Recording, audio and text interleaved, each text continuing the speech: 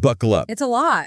Because we're unpacking a powder keg of information here. What's really striking is how quickly things have changed. Like just a few years ago, the relationship between Russia and the West was, it was strained. Sure. But there was at least some predictability to it. Right. Now we're in this, what some are calling an existential standoff. Right. And the assumptions that both sides had going into this whole thing are being like seriously challenged. That is what is so interesting about this crisis group report. Yeah. They really dig into those miscalculations and how they've shaped where we are right now. Totally. For example, Russia, it seems like they were banking on a really swift military victory. Oh, yeah. Like they just assumed their forces would just overwhelm Ukraine. Yeah. They seem to believe that nuclear threats would keep the West from getting involved. Of course. Yeah. And on the Western side, there was this initial optimism, this belief that if they just gave Ukraine enough advanced weapons, that it would just quickly turn the tide.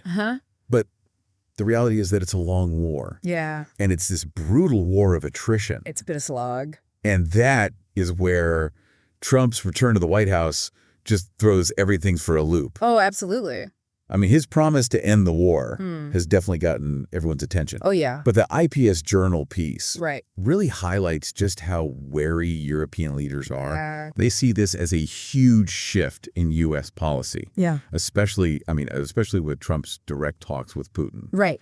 And they see this as potentially really dangerous. I mean, the concern is that he'll prioritize a quick deal over a sustainable one. Right. Like he might make concessions that, make Putin happy in the short term, but ultimately sacrifice Ukraine in the long run. And that undermines European security.